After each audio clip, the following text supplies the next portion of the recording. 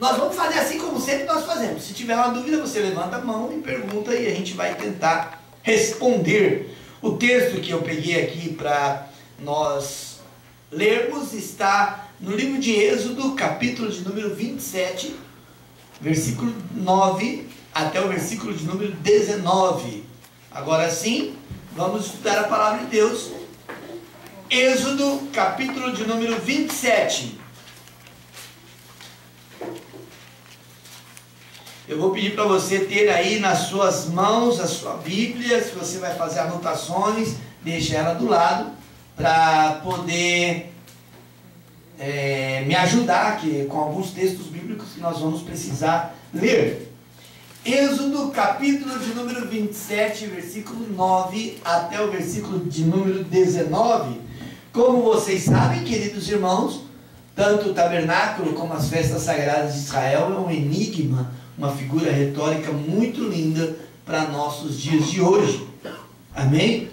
Desde que nós começamos a estudar o tabernáculo, eu tenho falado para os irmãos que eu não estou me propondo a criar apenas uma tipologia ou apenas um símbolo nele, mas nós vamos estudar das várias maneiras para que você possa também navegar aí com seus pensamentos e criar essa bênção que é a tipologia. Amém? Amém. Acharam aí? Amém. Diz a palavra do Senhor em Êxodo, capítulo de número 27, versículo 9 até o versículo 19. Faça um pátio para o tabernáculo. O lado sul terá 45 metros de comprimento e as cortinas externas de linho fino trançado com 20 colunas e 20 bases de bronze, com ganchos e ligaduras de pratas nas colunas. O lado norte também terá 45 metros de comprimento e cortinas externas com 20 colunas e 20 bases de bronze, com ganchos e ligaduras de prata nas colunas. O lado ocidental, com as suas cortinas externas, terá 22 metros e meio de largura, com 10 colunas e 10 bases. O lado oriental, que terá para o nascente, terá 22 metros e meio de largura. Haverá cortinas de 6 metros e 75 centímetros de comprimento num dos lados da entrada, com 3 colunas e 3 bases, e cortinas externas de 6 metros e 75 centímetros de comprimento no outro lado, também com 3 colunas e 3 bases. Na entrada do pátio haverá uma cortina de 9 metros de comprimento, de linho fino trançado e de fios de tecido azul, roxo e vermelho, obra de bordador, com 4 colunas e 4 bases. Todas as colunas ao redor do pátio terão ligaduras e ganchos de prata e bases de bronze. O pátio terá 45 metros de comprimento e 22 metros e meio de largura, com cortinas de linho fino trançado de 2 metros e 25 centímetros de altura e bases de bronze. Todos os utensílios do serviço do tabernáculo, inclusive todas as estacas da tenda e as do pátio, serão feitas de bronze. Senhor Deus, abre o nosso entendimento e capacita-nos para aprender a Tua palavra. É o que nós te pedimos. Amém. Sentem-se, queridos. Deixa Deus falar com você essa manhã. Abra o seu entendimento e vamos juntos entrar no pátio ou no átrio. É importante nós compreendermos, irmãos, que se você não fala assim, eu não sei, pastor, o que é um pátio, eu não sei o que é um átrio, é mais ou menos como um quintal da sua casa. É um lugar onde você tem um espaço ali antes de entrar no lugar santo ou no lugar santíssimo, antes de você entrar na sua casa, que também deveria ser por si um lugar santo. Lembre-se, queridos irmãos, os que fizeram anotação na aula passada, vai ter muita facilidade hoje para lembrar. Lembra que o pátio ou o átrio, ele era cercado por muros. Amém? E esses muros, eles eram feitos de linho branco. Quem se lembra o que significa o linho branco? A santidade. Então quem estava do outro lado do átrio ou do lado de fora não podia ver o que estava acontecendo, porque era um lugar santo. Amém? Todo o tabernáculo, toda a parte interior do tabernáculo era um lugar santo. Havia as divisões, as 12 tribos de Israel, eles eram divididos para fazer uma certa proteção ao átrio.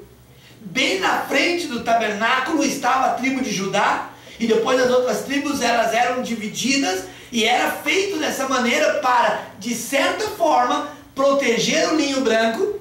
Lembra que nós falamos sobre isso na aula passada? E também, de certa forma, dar condições para que a presença de Deus estivesse no meio da nação de Israel.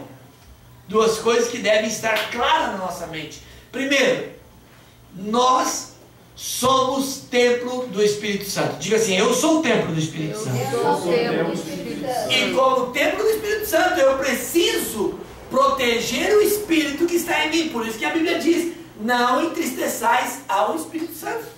Amém? Amém.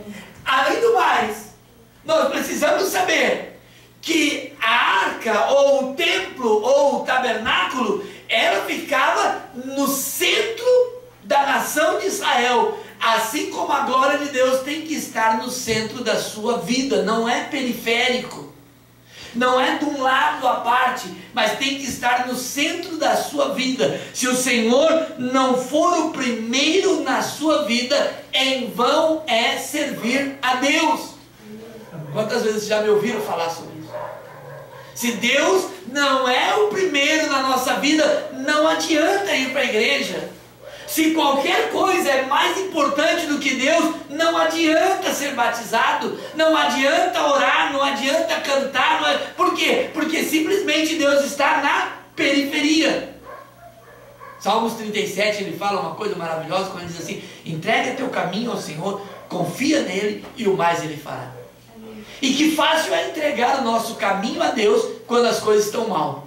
Não é verdade? Eu tenho uma necessidade, e eu estou orando, aproveitando que eu levo a Larissa, vou buscar a Larissa 1h da manhã, e quando ela vai se deitar, eu entro no meu quarto e eu fico ali orando por alguns minutos, pedindo a Deus por uma necessidade que eu tenho. E como é fácil entregar os nossos problemas nas mãos do Senhor quando temos necessidade. É muito fácil. Você tem um problema e você dá o problema: Senhor, tem misericórdia, eu não sei o que eu faço, meu Deus, me ajuda, me guarda. E é fácil. Mas quando parece que vai nascendo o sol, quando parece que as coisas vão acontecendo bem, o que a gente faz? A gente corre e fala: Deus, agora deixa comigo que eu consigo resolver. E não dá certo. Mas a Bíblia continua falando: confia nele. Aleluia. E o resto ele faz. Amém. Amém? Amém. Deus tem que ser o centro da nossa vida. O tabernáculo de Deus tinha esse espaço externo e descoberto, o primeiro ambiente onde os sacerdotes e os levitas ministravam. É importante nós sempre termos isso em mente. O grupo de ministros que atuavam no lugar do átrio eram sempre ministros jovens. Eram levitas que começavam ali o sacrifício. Não eram os mesmos ministros que entravam no lugar santo, que logo a gente vai estudar. Não era o mesmo ministro que entrava no lugar santíssimo, que logo nós vamos estudar. Eram ministros jovens, eram levitas, que começavam o seu ministério. E é interessante nós pensarmos isso, que quando a gente começa o ministério, a gente realmente começa matando o cordeiro, né? O nosso sacrifício, o nosso exercício primário é realmente matar cordeiro, matar pombinha, matar boi. É exatamente isso. Você fala: pastor, eu não estou entendendo. Exatamente isso. Quando nós começamos a trabalhar na obra de Deus, o nosso trabalho é um trabalho árduo. Para o sumo sacerdote, isso era simples. Difícil é entrar na presença de Deus. Difícil é mergulhar nas coisas do céu. Para o sumo sacerdote era um trabalho simples, mas para o levita, para o jovem, era um trabalho árduo. Entrar no lugar, no átrio, e pensar assim: olha, aqui neste lugar eu vou oferecer o meu melhor a Deus, apesar de que é uma coisa muito simples, apesar de que é uma coisa que não tem muito sentido. Então tinha que fazer esse sacrifício. O átrio, as colunas fixadas. Lembra o que representava as colunas de bronze? Quem se lembra? que representava as colunas de bronze? O que representava os ganchos de prata? Vamos voltar para a aula passada então? Hã? Ah, poder no nome de Jesus. Hã? As colunas de bronze, sempre o bronze na Bíblia, ou o cobre, representa juízo ou julgamento. Todas as vezes que falar de bronze ou cobre, vai falar de juízo ou julgamento. Pode ser absolvição ou condenação, depende do lado que você estiver. Se estiver do lado de fora, é condenação. Se você estiver do lado de dentro agora do átrio, que é onde nós estamos, quer dizer absolvição. Você foi julgado e você foi absolvido. Você foi considerado santo para entrar no átrio. Amém? Exaltado o nome do Senhor. E os ganchos de prata? Quem se lembra? Isso está mais fácil, né? Não, também? Quase. Não, também? Meu Deus. Misericórdia. A Larissa vai entrar semana de prova. Eu falei, agora que eu quero ver se você aprendeu mesmo na faculdade de lição. Amém? Uma semana só, irmãos. A prata representa redenção. Todas as vezes que você for, agora todo mundo sabe. Agora, toda vez que falar de prata na Bíblia, está falando de redenção. Amém? Também da mesma forma, por um lado, não havia acesso à redenção, porque estávamos do lado de fora do tabernáculo. Então nós olhávamos que ali tinha redenção, mas nós não tínhamos acesso. Mas agora, ao entrar no átrio, nós temos a redenção e podemos oferecer o nosso sacrifício a Deus. Exaltado o Senhor. As portas e todas aquelas coisas que nos faziam entrar até a presença do Senhor. E agora, aqui do lado de dentro, ao olhar aquela parede de linho branco, nos diz assim: eu fui considerado santo para entrar no átrio. E agora, ao olhar aquelas colunas de bronze, eu posso dizer assim: eu fui julgado e eu fui absolvido pelo sangue redentor de Cristo Jesus. E agora, ao olhar que a santidade estava assegurada em ganchos de prata, eu pude dizer assim: fui redimido em Cristo Jesus. Exaltado o nome do Senhor. Agora vem a pergunta magnânima, ou a pergunta máxima que nós podemos fazer: que faremos, pois? O apóstolo Paulo pergunta isso. Permaneceremos no pecado para que a glória abunde ou para que a graça abunde? Porque já estamos dentro do átrio. Tá bom? E ele fala: de maneira nenhuma. Nós que estamos mortos para o pecado, como pois poderemos viver nele? Se agora nós podemos entrar, eu não sei se você entraria dessa maneira. Eu entraria boquiaberto. Até agora eu estava do lado de fora olhando. Que átrio bonito. Que igreja bonita. E agora o Senhor falou: entra. Entra. Aleluia. E passamos pelas portas, lembra das 4 cores? Lembra das 4 colunas que representam o que mesmo? Os 4 evangelhos. Aleluia, os evangelhos. E passamos por ela. E agora nós entramos e começamos a olhar assim: fui justificado. A Bíblia diz: justificado, pois pela fé temos paz com Deus. E começamos a olhar agora as colunas, e começamos a olhar aquele pano branco, os ganchos de prata, e nós olhamos ali e simplesmente falamos: sabe o que mais vou fazer? Vou arrumar uma cadeirinha e glória a Deus, e aqui eu fico. Eu bato minha palminha, e eu faço o meu cultinho, e eu dou meu aleluinha, e eu falo amenzinho. Só que eu vou dizer uma coisa para você: o Deus que habita no átrio, que habita no lugar santo, que habita no lugar santíssimo, é um Deus grandioso. Aleluia. Ele não aceita glorinha, ele não aceita aleluinha, ele não aceita amenzinho, ele não aceita palminha, ele não aceita...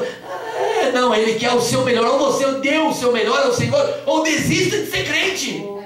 Simples assim. Ou você aprenda a dar o seu melhor ao Senhor e sair com as mãos vermelhas de tanto aplaudir ao Senhor, sair com os seus pés doloridos de tanto sapatear na presença do Senhor, ou simplesmente desista de ser crente, porque Deus só merece o melhor. Amém. Fala para o seu irmão: Deus só merece o melhor. Deus só merece. Fala: Deus só merece o melhor. Então, a esse Deus que só merece o melhor, quantos poderiam aplaudir a Ele com a melhor palma? A esse que só merece o melhor, quantos poderiam glorificar a Ele? A esse Deus que só merece o melhor, quantos poderiam dizer: santo, santo, santo, santo, santo, santo, santo, santo, santo, santo, santo ao Senhor, porque Ele só merece o melhor.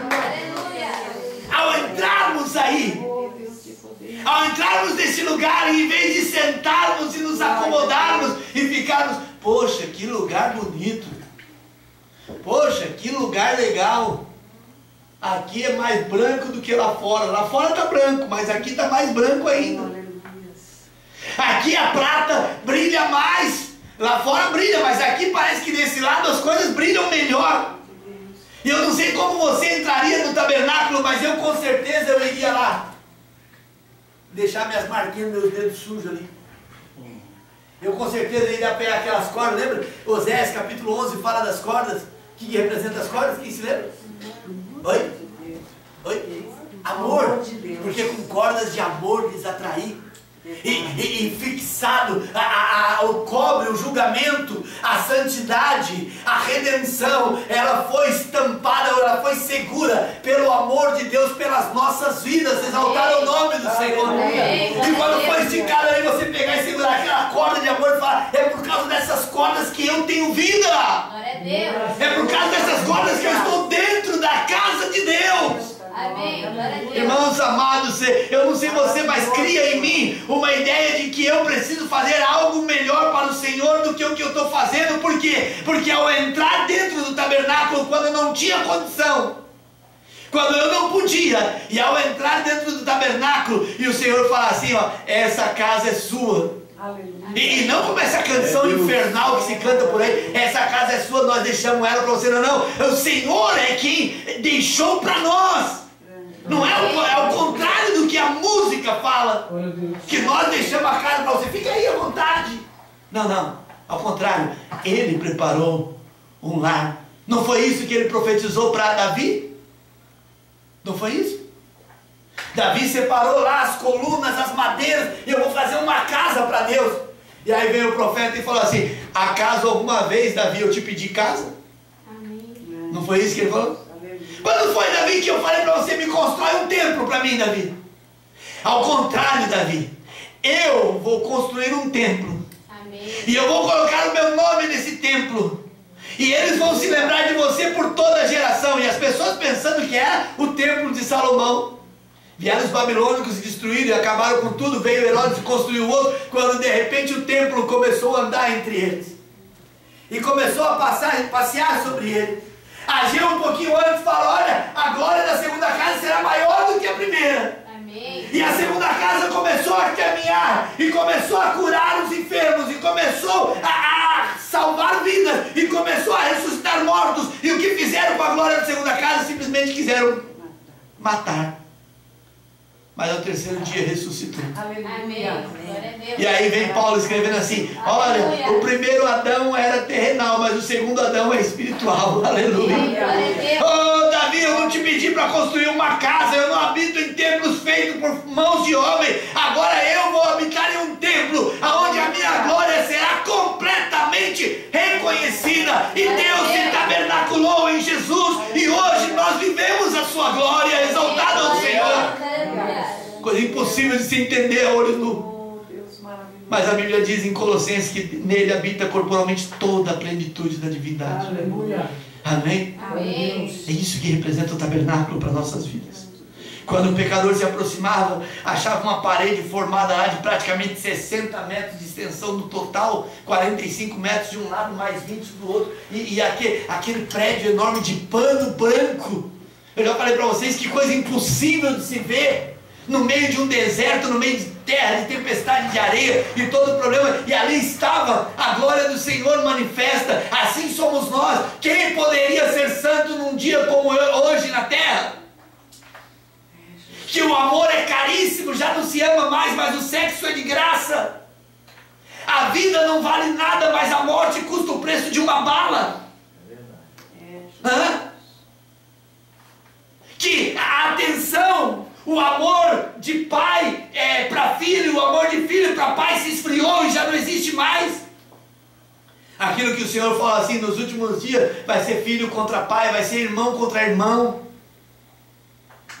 O sangue jorra nas nossas correntezas, nos nossos rios. A quantidade de sangue que é derramado na terra, e ainda hoje O sangue de Abel continua clamando por justiça, porque ao contrário de nos convertermos a um evangelho de salvação, nós temos nos convertido em um evangelho de condenação, assim como Caim fez. Nós temos feito da mesma forma. Não aceitou o meu louvor, eu mato. Amém. Não deu glória quando eu estou pregando, eu mato. Não ofertou quando eu mandei, eu mato. Não é assim o evangelho de Caim? Não é isso que nós temos aqui? Ao invés de termos uma palavra de Deus, nós como pregadores temos orgulho de falar: eu tenho uma espada aqui de 66 fios e eu corto. E outro fala: isso aqui é a minha arma, calibre 66. E todas essas coisas, porque essa é a ideia do crente, é matar. Mas o Senhor Jesus disse: eu vim para que tenham vida e a tenham de que maneira? Regrada, pouquinha. Eu vim para que vocês tenham vida e tenha, vai devagar. Não é assim, com tanta força. Não, que tenham com abundância. Salmos 84, versículo 2 fala assim: a minha alma está desejosa e desfalece pelos átrios do Senhor. Amém? O meu coração e a minha carne clamam pelo Deus vivo. Amém. Oh, queridos, talvez vocês me considerem loucos, e eu até entendo que vocês pensem isso. Mas como um homem, como uma mulher, lavado e remido no sangue do Cordeiro, que teve um encontro com Cristo, vai se contentar em não adorar a Deus? Amém. Eu entendo. Nós somos uma comunidade feita de seres humanos e nós cometemos falhas. E algum dia eu posso pregar uma mensagem aqui que, em vez de pregar a palavra de Deus, posso tirar uma metralhadora e sair matando todo mundo na igreja. E todo mundo fala assim: eu não volto mais com aquele pastorzinho doido, onde já se viu, não volto mais. Ok, eu sou falho, eu posso cometer esse tipo de coisa. E daí a pessoa não volta mais à igreja, ok. Só que uma coisa é não voltar à igreja, outra coisa é não voltar à presença de Deus. Você consegue entender isso, irmão? Consegue entender? Não, acho que é o que eu preguei na última quarta-feira. Basicamente o que eu preguei na última quarta-feira. Como pode? Simplesmente as coisas não funcionando. Não está funcionando na igreja, não está encaixando. Então eu falo assim: não, eu não vou mais, eu não quero mais, eu não faço mais, eu vou me afastar. Ok, só que daí o que acontece? Simplesmente vai para o mundo. Porque, então, e aonde estava a glória de Deus? E onde estava o poder de Deus? Amém? É que nós precisamos entrar no átrio. É que nós precisamos, eu quero convidar você a abrir as cortinas aí do tabernáculo e colocar os pés e entrar no átrio, porque o átrio, o pátio do átrio fica entre as tribos de Israel, fica exatamente no meio da cidade, fica no meio da casa. Salmos 46 diz assim: existe um rio cujas correntes alegram a cidade de Deus, o santuário, a morada do Altíssimo. Deus está no meio dela, não é que está na periferia, no meio dela, não será abalado.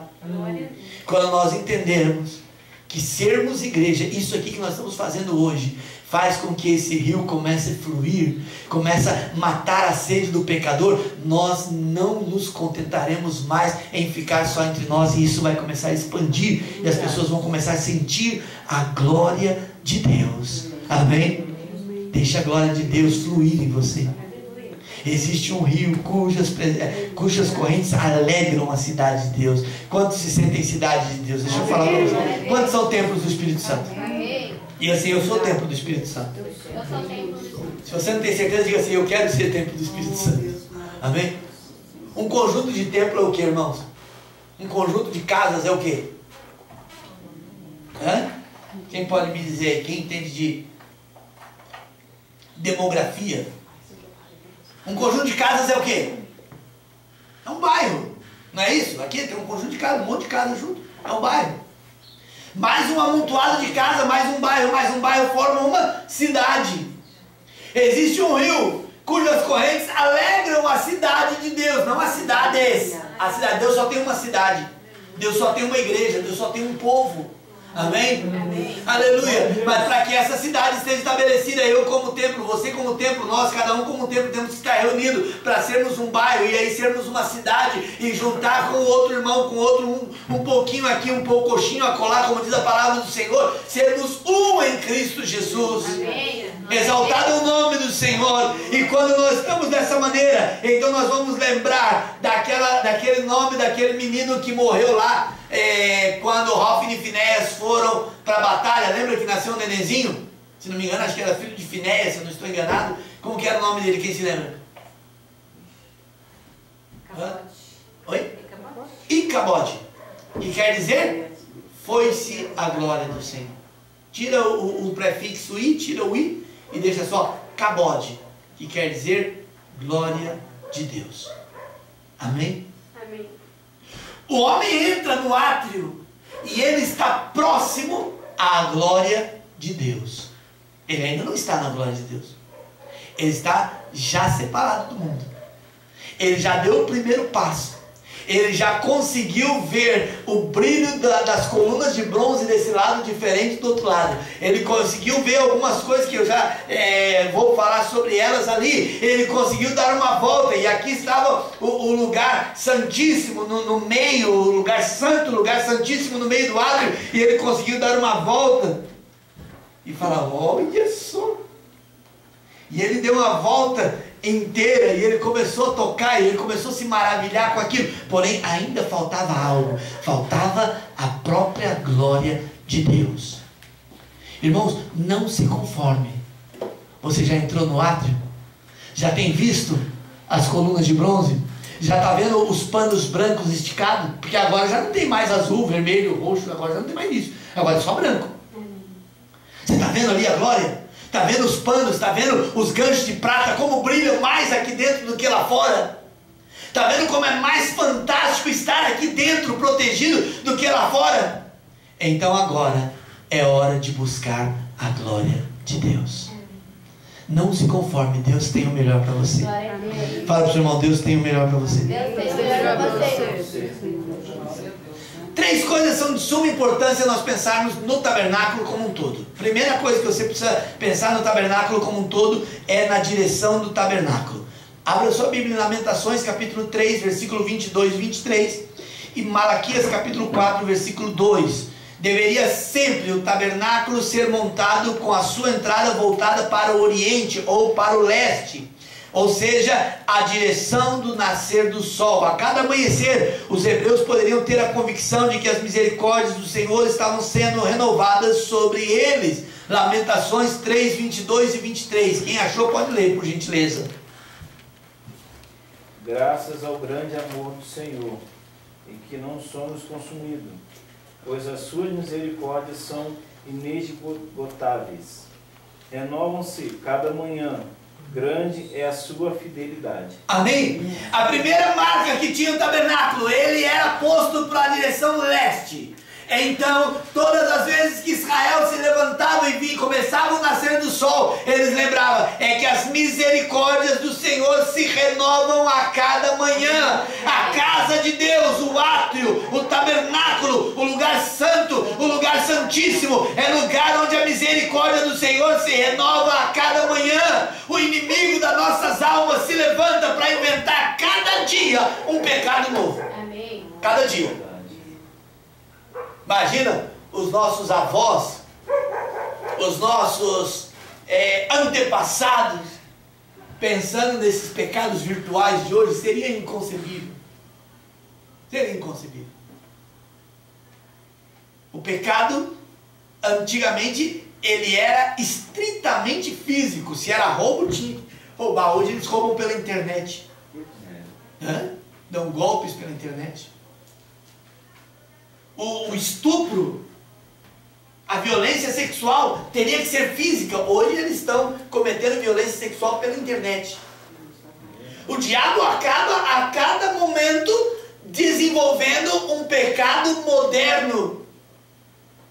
Mas para cada pecado moderno, para cada maldição de morte que o diabo lança, a igreja do Senhor sempre voltada para o lado leste, lembrando que as misericórdias do Senhor se renovam a cada manhã.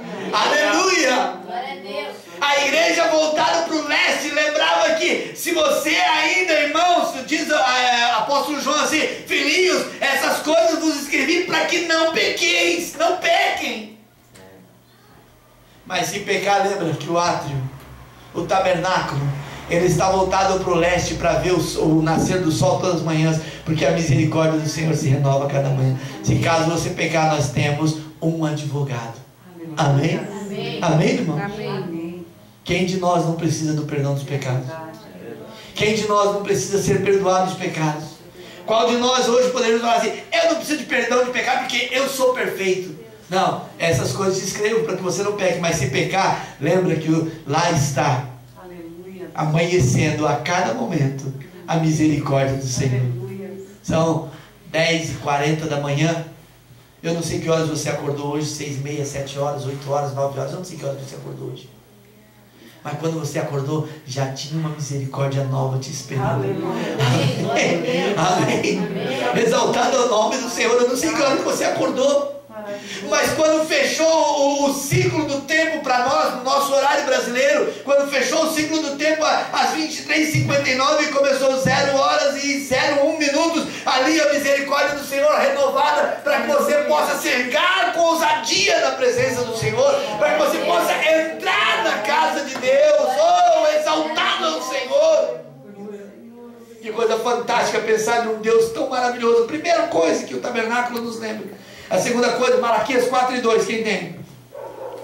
Mas para vós que temeis o meu nome, o sol da justiça nascerá como cura nas suas asas, e saireis e crescereis como um novilho da estrebaria. Eu não sei se doeu aí na sua canela, na minha dói sempre quando eu leio esse texto. Porque não fala assim, mas para vocês que já são crentes. O texto não fala isso.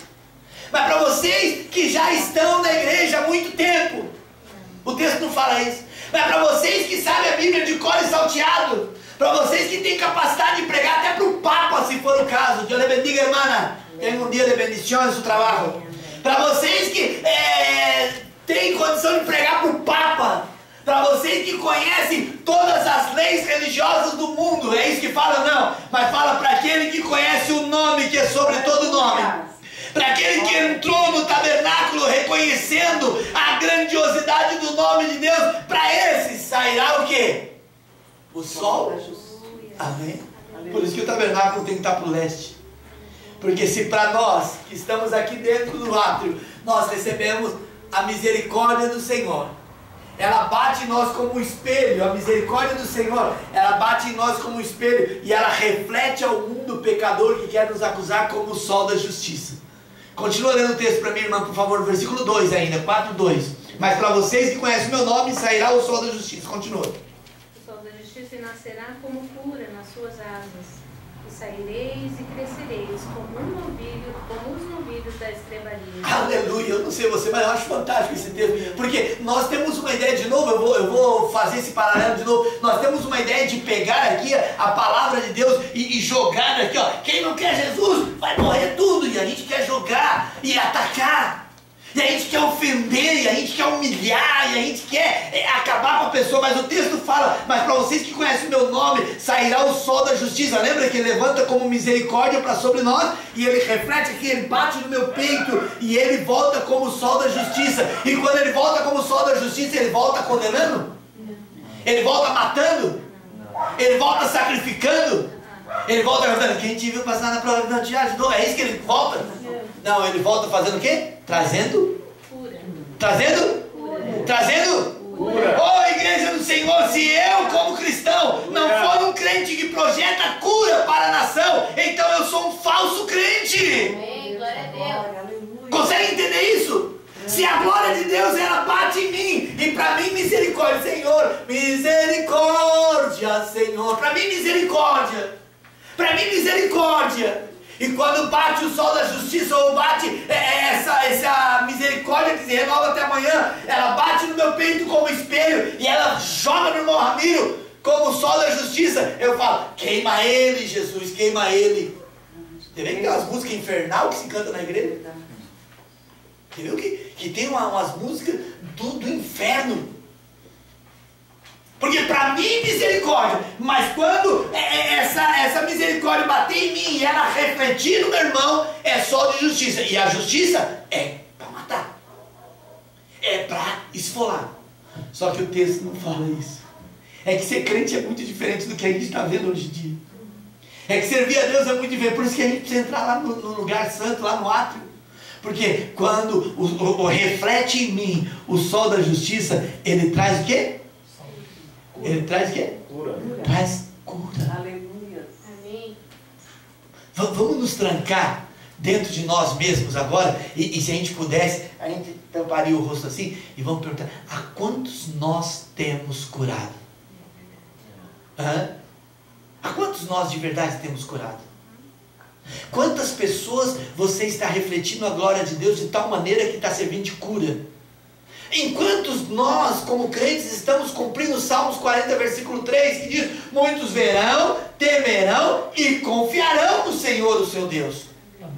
Porque o que nós precisamos entender é que a direção do tabernáculo indicava misericórdia para nós e justiça para aquele que é pecador, mas uma justiça que cura e dá direito para ele receber a misericórdia. Amém. Amém? Amém. Segunda coisa que a gente pode aprender com o tabernáculo, a posição do tabernáculo, a maior proximidade dos levitas. Se você pode abrir a sua Bíblia no livro de Números, capítulo de número 3,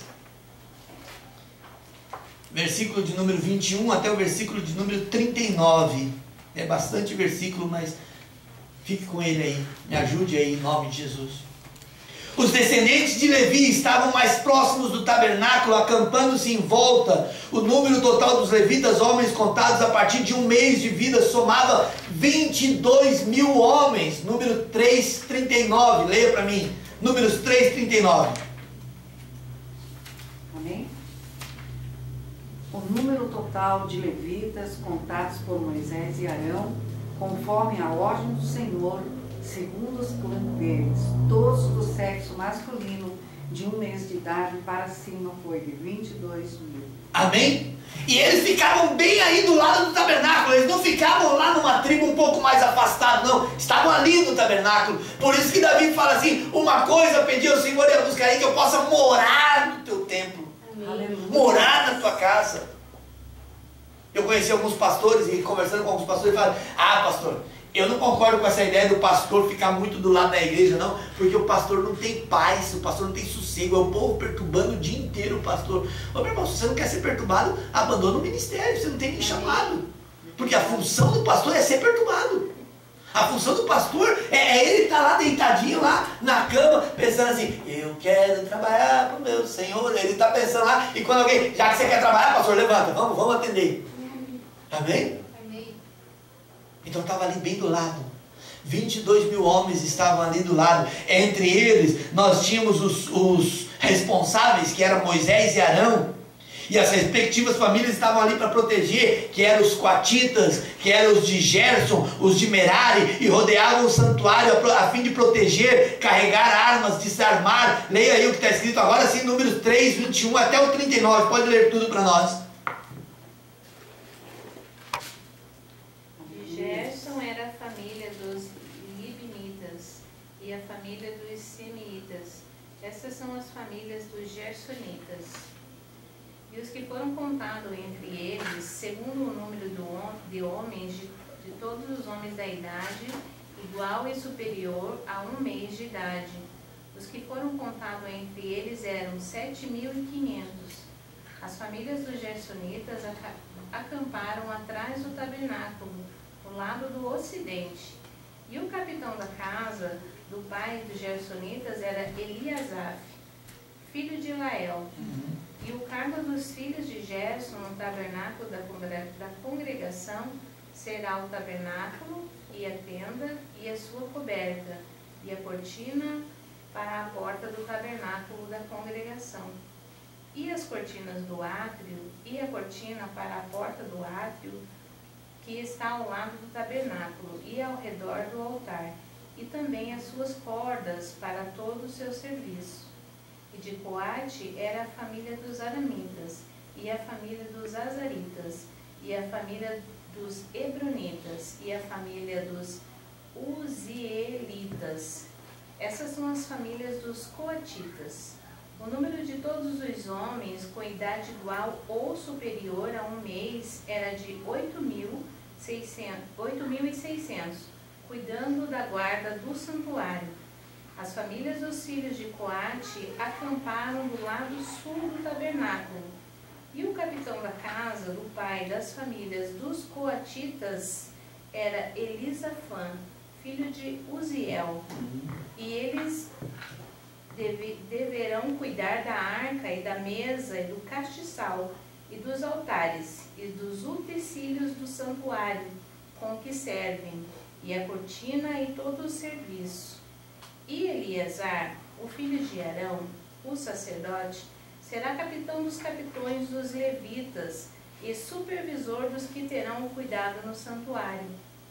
De Merari era a família dos Malitas e a família dos Musitas. Estas são as famílias de Merari. E os que foram contados entre eles, segundo o número de todos os homens com igual ou superior a um mês, era 6.200. E os chefes da casa do pai das famílias de Merari será Zuriel, filho de Abiail. E eles acamparão do lado norte do tabernáculo. E sob a custódia e cargos dos filhos de Merari estão as tábuas do tabernáculo, os varais e as colunas e as bases de todos os seus utensílios e todo o seu serviço, e as colunas do átrio ao redor, e as suas bases, e as suas estacas e suas cordas. Mas os que acampam diante do tabernáculo, no lado oriental, diante do tabernáculo da congregação, no lado oriental, Moisés e Arão e os seus filhos manterão a guarda do santuário para o cargo dos filhos de Israel, e os estranhos que se aproximarem morrerão. Todos os que foram contados dos levitas de Moisés, Arão contaram por ordem do Senhor, segundo suas famílias, todos os homens com idade igual ou superior a um mês eram 22.000. Amém? Amém. Ontem eu estava falando com o Flaviano, e o Flaviano falou assim: ah, pastor, é que ser pastor é muito difícil. E realmente é um dos trabalhos mais difíceis. Veja o que aconteceu com Moisés e Arão aí. Bem, cada um cuidava de um lado, cada um carrega uma madeirinha, cada um carrega um pano, cada um carrega uma coluna, cada um carrega isso e aquilo. Mas Moisés e Arão ficarão diante do tabernáculo. Amém? E eles estarão ali para que ele possa organizar todo o serviço e a glória do Senhor possa ser levada de forma austera, de forma responsável. E havia uma advertência clara: o estranho que se aproximar morrerá. Não é que o estranho que se aproximar nós crentes matamos. Não é que o estranho que se aproximar nós crentes matamos. Não. O próprio peso da glória destruía a pessoa. É que nós precisamos ter um peso de glória. Vocês lembram o passado? Não muito tardio, não muito atrás. Você lembra do passado? Vocês já ouviram dizer que alguém roubava uma igreja? Seja ela qual for, católica, seja ela muçulmana. Vocês já ouviram dizer que alguém roubava uma igreja? Não. E por que não roubava? Porque havia temor, independente de qualquer coisa. A alma estranha que entrasse, morria. Agora hoje estão roubando tudo quanto é igreja. Não tem mais temor, não tem mais respeito. E eu pergunto, por que isso está acontecendo hoje? Por que as pessoas estão entrando nas igrejas e estão roubando a igreja? O que vocês acham? Agora não tem muito acertar ou errar. Qual é a sua opinião? Por que as pessoas estão entrando na igreja e estão roubando as igrejas? Não tem mais temor? O que mais? Respeito. Não tem respeito? A própria igreja, guerreira, está se deixando relativizar muito, né? A própria igreja não está se santificando. Exatamente, é porque não é igreja. É um sepulcro caiado. É por isso. Desde que o mundo é mundo, se violava túmulos. Desde que o mundo é mundo. Você conhece pessoas aí que roubavam antigamente. As pessoas tinham o costume de colocar dente de ouro na boca, né? E aí esperavam enterrar, iam lá e roubavam os dentes das pessoas. Desde que o mundo é mundo. Mas desde que o mundo é mundo, nunca se roubou a igreja. E por que essa diferença? Porque a igreja hoje não é mais igreja. Deus não está aí. Deus não habita nessa bagunça, nessa mentira que as pessoas contam por aí. Amém? Então não tem por que ter. É um sepulcro. É um bando de mortos cheio de ouro na boca. Então os bandidos vão lá e roubam. Porque é próprio deles. Mas agora diz a palavra do Senhor, aquela alma que se aproximar ela, é estranha, ela morrerá. Por quê? Nós não estamos falando de físico, nós não estamos falando desse microfone, desse pedestal, dessa guitarra, dessa bateria, nós não estamos falando de físico, nós estamos falando de uma igreja, que é você, que não pode ser roubado pelo mundo. O mundo não pode roubar você. Não ameis o mundo, nem o que o mundo há, diz a palavra do Senhor. O mundo passa, as suas concupiscências, mas aquele que faz a vontade do Senhor, este permanece para sempre. Por que o mundo está roubando os crentes? Está ali, agora à noite aí, nesse bar de esquina aqui. E faça uma pergunta ali: quem é um ex-crente? Levanta a mão. Quem era da igreja, levanta a mão. E a maioria dos meus, eu era ex-crente. E vão levantar a mão. E por quê? Porque o mundo tem roubado. Mas aquele que é de Deus, aquele que é protegido pelo Senhor, diz a palavra do Senhor, o anjo do Senhor acampa-se ao redor dos que o temem e o livra do mal. E o inimigo não pode ter acesso, não pode destruir. Porque a alma estranha que chegar perto, essa morrerá. Eu vou terminar aqui. A tribo de Judá, bem à entrada do tabernáculo. Se você pode me ajudar. Gênesis capítulo 49, versículo 9 até o 10. Um outro irmão que tem a Bíblia aí, Apocalipse 5:5. Um terceiro irmão, Hebreus 1:8. Um quarto irmão, Apocalipse 9:15 e 19:15 e 19:16. Vou repetir mais uma vez. Primeiro irmão, Gênesis capítulo 49, versículo 9 e 10. Segundo irmão, Apocalipse 5:5. Terceiro irmão, Hebreus 1:8. E o quarto irmão, Apocalipse 19:15 e 16. A tribo de Judá bem à entrada do tabernáculo. Então estava aí a casa de Arão, a casa de Moisés. Os sumos sacerdotes na porta da entrada do tabernáculo. Logo atrás deles então estavam aí a tribo de Judá. Além da razão numérica, porque Judá era a maior tribo, ela tinha 74 mil homens adultos, além de mulheres e crianças. Havia uma razão tipológica e profética para que eles estivessem aí. Essa tribo estava posicionada à frente do tabernáculo, na direção do oriente, na direção do leste, aonde nascia a misericórdia, aonde refletia a justiça, todas essas coisas que nós falamos agora há pouco, para voltar a bênção que Jacó deu sobre Judá. Amém. Quem tem aí? Gênesis 49, 9 e 10. 2 versículos apenas. Judá é um leão novo. Você vem subindo, filho meu. Depois de matar a presa, como um leão, ele se assenta e deita-se como uma leoa. Quem tem coragem de acordá-lo? O cetro não se apartará de Judá, nem o bastão de comando de seus descendentes, até que venha aquele a quem ele pertence. Aleluia. E a ele as nações obedecerão. Amém? Amém. Então Judá estava à frente do tabernáculo, ficava aí, à frente, por quê? Representando a liderança. E então aí Judá, que é um leãozinho, e ele encurva, se deita como um leão. E então quando ele come ou quando ele dorme, quem é que tem coragem de levantar Judá? 75 mil homens à frente do tabernáculo, dizendo assim: olha, aqui nasce o sol da justiça, ou melhor, aqui nasce a misericórdia do Senhor, e ela reflete no nosso peito como Judá que somos, como louvor que somos, e ao refletir nas pessoas, reflete o sol da justiça e encontra misericórdia para todos. Aleluia. Quem vai acordar? Judá, representando a liderança. E agora vem a predição: o cetro não se arredará de Judá, ou seja, Judá não deixará de ser líder, até que vai vir um dia quando aparecerá efetivamente o leão da tribo de Judá. Tem coisa fantástica? Eu não sei se você está gostando de estudar o tabernáculo. Se você não estiver gostando, a gente pode parar e ir para outro tempo. Mas tem coisa fantástica. Vai vir um dia em que não haverá mais a necessidade da nação de Israel aí na porta. Não haverá mais a necessidade da nação de Israel de frente do tabernáculo para proteger. Por quê? Porque o leão da tribo de Judá estará aí. E quem vai tentar acordar o leão da tribo de Judá? Quem vai tentar? Eu vou tirar o cetro do leão da tribo de Judá. Quem vai tentar? Ele é o Senhor Todo-Poderoso. Ele é o Senhor Todo-Poderoso. Jesus era descendente de Judá, diz a palavra do Senhor. Ele é identificado como leão da tribo de Judá. Apocalipse 5:5. Quem tem Apocalipse 5:5?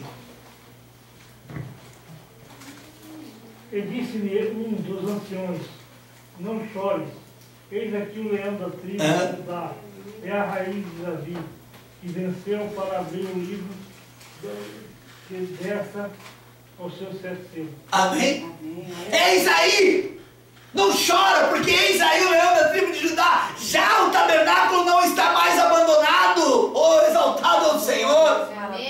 Já o tabernáculo não está mais sem liderança. Aí está o leão da tribo de Judá. Mas há um problema aí, irmãos. Se continuar lendo o texto, você vai ver que João olhou e ele não viu um leão. Apocalipse 5 ainda. Ele viu o quê? Cordeiro. E ele parecia como? O cordeiro já não vale muita coisa, ainda morto, irmãos.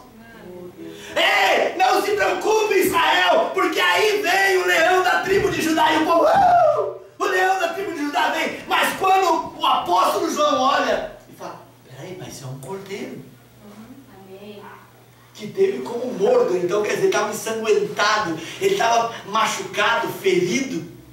Ele estava mostrando que ele não estava em condições de ser um leão defensor, de ser um guerreiro. Mas lembre-se que no Evangelho de João, o João, quando vê o leão da tribo de Judá pisando no mar, lembra no Rio Jordão, lembra o que ele falou? E ele vem pisando o leão da tribo de Judá. Pronto. E quando João olha para ele e fala, eis aí o Cordeiro de Deus que tira o pecado do mundo, exaltado ao nome do Senhor. Não é que aplacaram o pecado por um tempo, porque era assim, lembra das festas sagradas de Israel? Que tinha na época do Pessah, ou na época da Páscoa, tinha que pegar e matar o cordeiro. E aí você tinha, chegava no final do ano, você tinha a festa de Yom Kippur, a festa do perdão, e toda aquela coisa, e o outro ano a mesma coisa. Mas agora quando João olha para ele, já vê que não era somente 75 mil que estavam na frente do tabernáculo, ele era o próprio tabernáculo manifesto em carne. E ele fala, por ser o tabernáculo